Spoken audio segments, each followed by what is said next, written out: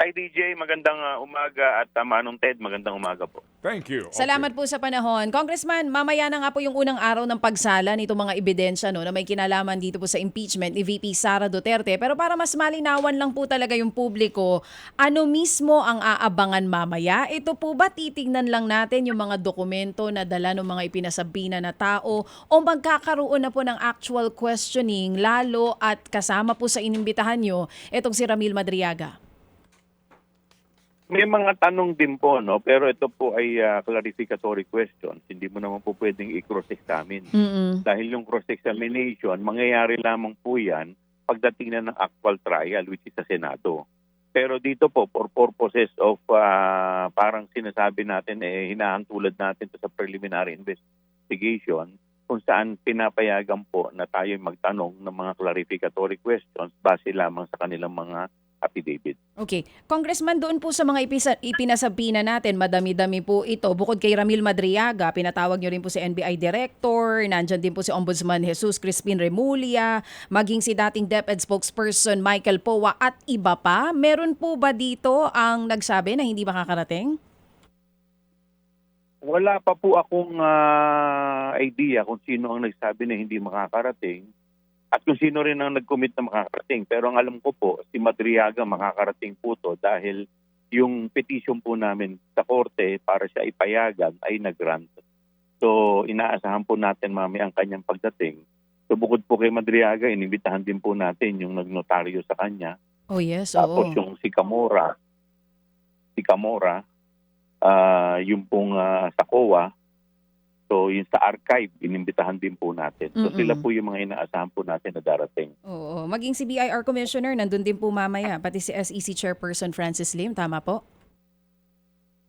Ang alam ko po, inimbitahan po silang lahat. Opo. Oo. Sir, since nabanggit niyo po si Madriaga, sabi niyo nga po, ang tawag clarificatory questioning pero walang cross-examine. May inaasahan po ba tayo na mga bagong dokumento or bagong testimonya, bagong impormasyon na mamaya lang malalaman ng publiko? Well, basically, ang tanungan mamaya, mababaw lang yung dun lamang sa kanyang affidavit unless magdagdag siya, no? Pero siyempre, ang tanong kasi namin is limited lamang sa clarificatory question. At kasama din po yung pagtimbang dun sa credibility nitong si Madriaga. Yung sa credibility, yung tatanungin kung siya ay may credibility, yan sa ano na yan, sa Senado na yan. Oo, hindi po yun kasama. In fact, Oo. itetest yung kanyang credibility sa Senado. Oh, yun po sa mga documents na kasama po dun sa mga hiningi po ninyo ng Committee on Justice. Sir, kasama din po ba ito sa mga ipapakita? Halimbawa, yung SAL and records ni VP Sara from 2017 sinasabi hanggang ngayon pong taong ito, maging yung pong mga BIR records nilang mag-asawa, sasapublik po ba ito mamaya? Hindi ko lang po alam kung lahat ay kasi sobrang dami. Baka mamaya, siyempre titingnan din natin yung salang ng mga witness. You have the COA, yung si Carmona, nandiyan din si Madriaga, nandiyan yung sa archive, nandiyan din yung witness sa tawag dito, yung sa notaryo. So hindi ko lang alam kung lahat may isasalang yan mamaya. Oo. Oo. Nakapagbigay po ba ng impormasyon si Ombudsman Remulla kung lahat mismo nung SAL and records ay maibibigay po nila or yung time lang na siya po ay Vice President, hindi nakasama yung mga nauna pa? Wala po akong knowledge dyan. Wala po akong personal knowledge. Oo. So kumbaga mamaya lahat magkakaalaman kung ano ang dalang Mamaya dokumento. ako po malalaman kung ano po yung mga bit-bit na mga resource person natin. Oo. Gaano po kahalaga yung pagpunta mamaya ni Madriaga dun sa mangyayari na tinatawag nyo nga pong clarificatory hearing? Well, unang-una, kasi siyempre kailangan patotohanan niya yung kanyang sinumpaang salaysay. Dahil yung sinumpaang salaysay niya ay parte ng complaint, no? Ng mga complainant, isa siya sa mga testigo. Kaya siyempre kailangan patotohanan niya yan. yung mga nakalagay dyan. Kasi unang-una, ngayon pa lang ang first time na makakaharap namin siya eh.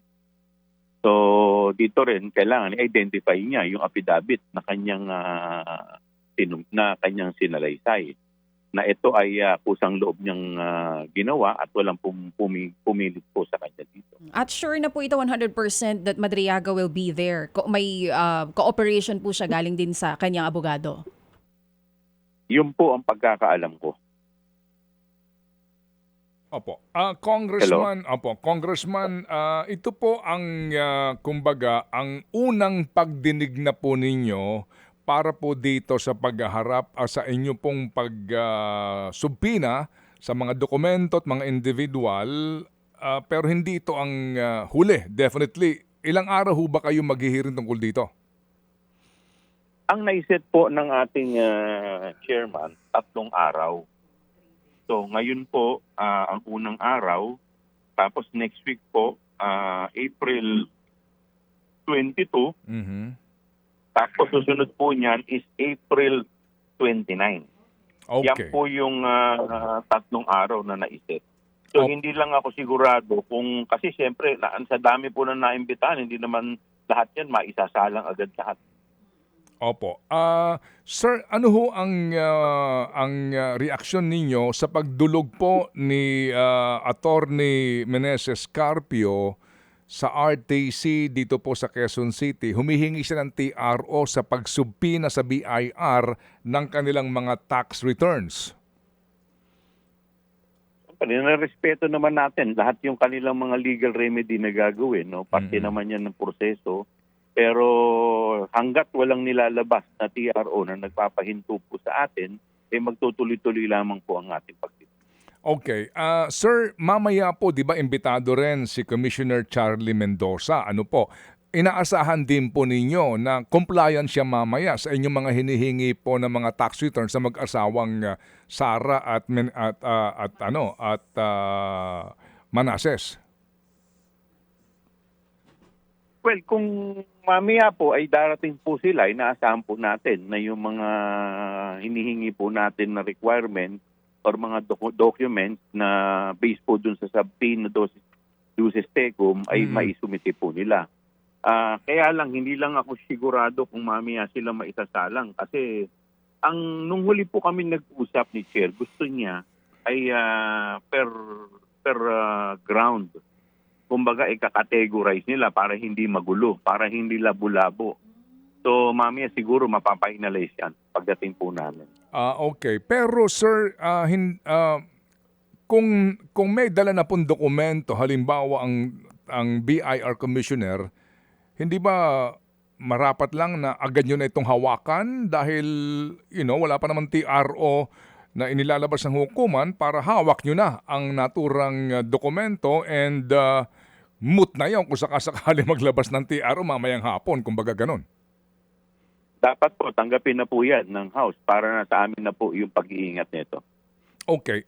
Assuming po na mahawakan nyo yung sinasabing tax returns na ito, ibabangga nyo yan ngayon sa mga SALN na ilalabas ang ng ombudsman sa komite. Tama po kayo kasi ang issue po dito ay isa sa mga grounds is ill-gotten wealth. O yun nga po. Hindi po mangyayari yung pag-aaral na iyan at yan po ay sino ang gagawa ng pag-aaral kung sakasakali man po, Congressman? Well, titignan po natin lahat kung pagtutugma-tugmain po yan sa committee at kasi magiging party po yan ng ebidensya. Sa amin ngayon, siyempre tatanggapin lang muna namin lahat yan at bibigyan ng pagkakataon yung mga miyembro na makapagtanong. Pag ito po ay nakalap na, so magiging parte po to ng kung sakasakaling ito po iaakyat po sa Senado, magiging parte po to ng impeachment complaint bilang annexes. Opo. Wala pa pong isinusubpina na bank records ang komite, Congressman? Sa ngayon, wala pa po kaming, kasi ito po muna yung preliminary na gagawin namin. Okay. Ano po ang reaksyon ninyo sa sinasabi ng kampo po ni VP Sara na ito na nga po yung fishing expedition na hihingi kayo ng tax returns and then salin, tsaka lang ninyo pag-aaralan kung hindi ba ito tugma. Gayong ang aligasyon nga, meron siyang accumulation of unexplained wealth. Kumbaga, dapat daw po nauna yung ebidensya bago po ito pinag-uusapan na aligasyon. Manong Ted, dun sa Section 7 no, ng aming rules, sa rules of procedure ng impeachment proceeding, nakasaad dito, the committee shall have the power to issue compulsory processes for the attendance of witnesses and the production of documents and other related evidence. So dito po, nakasaad po dito na inaalaw po ang aming committee. And in fact, alam po ninyo, narinig ko po minsan no, na may isa po sa mga legal eagle, si Justice Carpio po yun, na nagsabi na hindi naman po pwede na hindi yan tumanggap ng mga additional evidence dahil ano pa magiging silbi niyan kung isasampa nila sa Senado tapos kulang-kulang ang ebidensya. In fact, sabi ko nga, ito po yung preliminary investigation. Pwede natin itong iugnay o ihambing sa Office of the Ombudsman kung saan pag may mga reklamo, sila ay nag-i-issue rin ng mga ganitong processes, no? Mga subpoena sa mga ahensya para makadagdag sa ebidensya. Opo. So sir, doon sa aligasyon ng fishing expedition, ano ang tugon niyo po doon? Hindi ito fishing expedition? Ano ito? Explorator? Hindi po ito Paano fish. Hindi po ito fishing expedition dahil unang-una may allegation naman tsaka may mga ebidensya na dyan eh. Ang nilalagay na lang po natin is additional evidence. Okay. And in fact, pati sila rin po na nagsubiti ng answer na wala rin silang ebidensya, inaalaw rin namin at this point in time na makasumite rin sila para sa depensa rin po nila. Okay. Di ho ba't naimbitahan din si VP Sara sa hearing today? Ano po, pati po ang ilang mga sila attorney po, ano po? Opo, as part of due process. Okay. Sir, kung sakasakali pong may sumipot doon sa mga inimbitahan po ninyo, si VP Sara po yata mukhang hindi dadalo. Si Attorney Michael Powa baka po sisipot. Ano pong inaasahan natin na mangyayari po sa inyo pong sa kanyang pagharap sa komite? Kayo ba mismo matatanong sa kanya? Titingnan po natin kasi po ang kanyang partisipasyon dito hindi naman as lawyer ni VP Sara kaya po siya iniimbitahan. Siya po ay iniimbitahan dito bilang USEC ng or ASEC ng DepEd. Opo. Kung maalala po ninyo noong nakaraan po may mga dokumento po na hiningi ang yung sa 4 Marines, yung 4 na Marines. At isa po siya sa mga nag-atas dito na maglakap ng ebidensya. So, isa po yan at saka yung mga ipapa-identify po sa kanya yung mga documents na kanya pong pinirmahan bilang DepEd official, hindi po bilang abogado. Opo, yung nga po, no? Kasama siya sa mga nababanggit nga dito po sa particular na kasong ito. Meron ho ba siyang considering na hindi naman siya yung impeachable official, dito ho ba may kaakibat ba ito na maaring kaharapin na kaso ni Attorney Michael Powa? Hindi po dito sa amin kung hindi po sa ombudsman. Okay, sige po. Nagsabi na ho ba si Ombudsman Boying na dadalo po sa pagdinig sa imbitasyon? Hindi ko po alam dahil normally yan sa chair po yan na isasabi.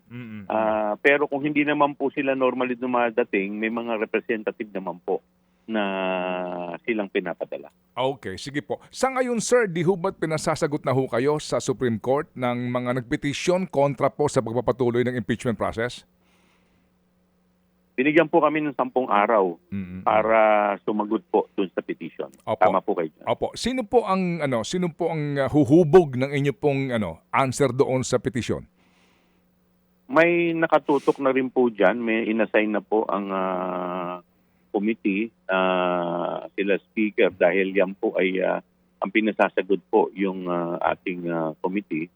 So basta't kami po nakafocus lamang po kami dito. Okay. Timetable po, Congressman, dito sa mga pagdinig na ito. Sa inyo ho bang pagtatantya, magbabalik po ang inyong sesyon after ho ng Labor Day. So meron ho ba kayong timetable na pinag-uusapan po? Kung tansya ko po, kung wala naman pong iba pang kung masusunod po yung aming timetable dito sa hearing, by April 29, wrap up na po kami sa committee level. Tutulog na po ito sa plenaryo by siguro second week ng May. Baka doon po at para ma-endorse na po ito. So malalaman po natin kung tayo po ay makakakuha ng 1/3 vote. Okay, sige po. So Congressman, kami po'y muling aabala sa inyo para po sa update ninyo sa nangyayaring ito. Kasi nga ang kagandahan po lang dito, ito po'y live, ito po'y transparent at na mapapakinggan namin, mapapanood po namin kayong lahat sa proceedings na ito. Ano po ang inyong tugon sa mga nagsasabi na napakalaki ng problema ng bayan ngayon sa presyohan ng petrolyo, na marami naghihirap, kayo nag-i-impeachment? Go ahead, sir. Lahat po yan ay tinutugunan po natin ng attention. In fact, kahapon, nagkaroon na ng committee hearing tungkol po dito at nung nakaraang araw. Pero ito po ay isang trabaho rin po namin. At ang usapan po dito ay accountability, pondo po ng taong bayan ang pinag-uusapan po dito. At ito pong ginagawa po namin ay trabaho rin po namin bilang miyembro ng Kamara. Okay, well said. So, sige po. So Congressman Joel, muli po salamat sa inyo pong panahon at muli kaming gagambala. Ano ho, sir, kung mamarapatin po ninyo? Opo, Manong Ted, maraming salamat po sa pagkakataon. Thank you very much. Mga kapatid, para sa iba pang mga balita at impormasyon, sundan niyo po kami sa X, Instagram, Facebook at syempre sa TikTok, True Network PH. Mag-subscribe din po kayo sa aming YouTube channel, True Network. May website din po tayo, truenetwork.ph. At pwede nyo rin po kaming mapanood sa Channel 19 ng aming True FM TV. Lagi pa rin makinig sa radyo dito po sa 105.9 True FM dahil dito, laging true sa'yo, kapatid. Ito tayo sa